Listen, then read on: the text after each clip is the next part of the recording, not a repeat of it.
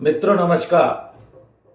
Parameter of law के इस channel में मैं आपका मित्र रिटायर्ड जज अशोक शर्मा आपका हार्टी वेलकम करता हूं। अभी हाल ही में अक्टूबर 2023 में एक महत्वपूर्ण निर्णय में माननीय सर्वोच्च न्यायालय ने कुछ महत्वपूर्ण डायरेक्शन सिविल केसेस के बारे में दिए हैं, जिसका लाभ जिन मामलों के या लोगों के जिनके मामले सिविल कोर्ट में काफ़ी लंबे समय से लंबित हैं, उसका लाभ उन डायरेक्शंस का उनके अधिवक्ता उठा सकते हैं और वो पक्षकार भी इसका लाभ ले सकते हैं।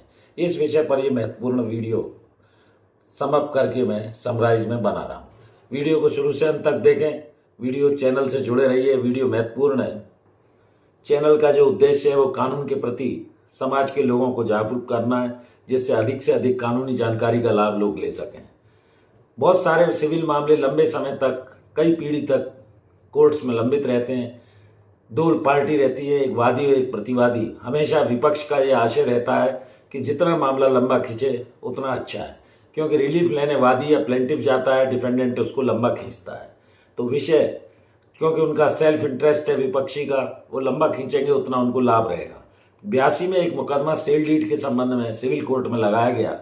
मामला सुप्रीम कोर्ट तक गया। Null and void sale deed को करने का था और यशपाल जैन वर्सेस सुशीला देवी का ये मामला था, जिसका नंबर 4296 4296/2023 था, जो अक्टूबर 2023 में इसमें डिसीजन दिया गया और certain directions lower court, high court को दिए गए। सबसे पहले ये कहा गया कि जो सम्मन्स वगैरह हैं, अर्थात जो नोटिस है, विपक्षी को सूचना दी जाती है, वो टाइमली भेजी जाए। तो इसके लिए प्रोसेस वगैरह जब समय पे पटेगी तभी होगा। ये वकील लोग ध्यान रख सकते हैं और पक्षकार को इसका लाभ मिल सकता है, खास तौर पर वादी को, प्लेंटिफ को। दूसरा, दीवानी मुकदमे में जो सम्मन्स है उसके मिलने के 30 दिवस के अंदर ये जज लोगों के लिए डायरेक्शन है कि वो रिटन स्टेटमेंट या जवाब दावा, जवाबुल हक जो भी बोलते हैं उसे, वो रिटन स्टेटमेंट पार्टी का 30 दिवस के अंदर कोर्ट में सम्मन की सर्विस के बाद मिल जाना चाहिए। तीसरा है, समझौते का प्रयास जज को भी करना चाहिए, पार्टीज को भी करना चाहिए, जिससे मामला एमिकेबली यदि सेटल हो जाता है आपसी सूझबूझ समझौते से, तो उसका लाभ पक्षकार को मिल सकता है। नेक्स्ट है फ्रेमिंग ऑफ इश्यूज। डिस्प्यूट जिन जिन पॉइंट्स पर एराइज हुआ है, फ्रेमिंग ऑफ इश्यूज न्यायालय का काम रहता है। न्यायालय के जो जज साहब हैं वो डेट पर, समय पर वाद प्रश्न, जिसे तनकी भी कहा जाता है या इश्यूज कहा जाता है, इश्यूज ऑफ फैक्ट और इश्यूज ऑफ लॉ पर ये वाद प्रश्न बनते हैं। इन्हीं पर पॉइंट्स फॉर डिटर्मिनेशन और इन्हीं पर पूरी साक्ष्य ली जाकर मामले का निराकरण होता है। नेक्स्ट है, अगली तारीख दोनों वकीलों से हमेशा पूछकर जज या न्यायाधीश को दी जाए, ऐसा डायरेक्शन भी दिया गया है। इससे, क्योंकि वकील लोगों पर काफी केसेस रहते हैं, प्रेशर रहता है, बर्डन रहता है, तो दोनों पक्षकारों के वकील साहब से, साहिबान से पूछकर ही कोर्ट डेट को तय करें। नेक्स्ट है, हर कोर्ट में उतने केस लगाए जाएं, केस फिक्स किए जाएं केस डायरी में, जिसका निराकरण उस डेट पर न्यायाधीश कर सके। क्योंकि होता क्या है, जनरली कई केसेस लगा दिए जाते हैं, बहुत सारे केस केवल एडजॉर्नमेंट में बढ़ जाते हैं, या जज साहब को उतना समय नहीं है, 11 से 5 या 10 से 5 जो भी टाइमिंग्स हैं, 6 जो भी कुछ, उस समय के अंदर उन मामलों का निराकरण करना है। सारी कानूनी कार्रवाई की जानी है जो भी प्रावधानों के तहत है, लीगली है। कानूनी प्रावधान जैसे सीपीसी में ऑर्डर 11 और 12 में दिए गए, उसका पालन न्यायाधीशों को करना होता है, इसका भी ध्यान रखा जाए। दूसरा, एडजॉर्नमेंट के संबंध में जो धारा ऑर्डर 17 है सीपीसी का, उसका भी प्रावधानों का ध्यान कोर्ट पूरी तरह से उनका पालन करे।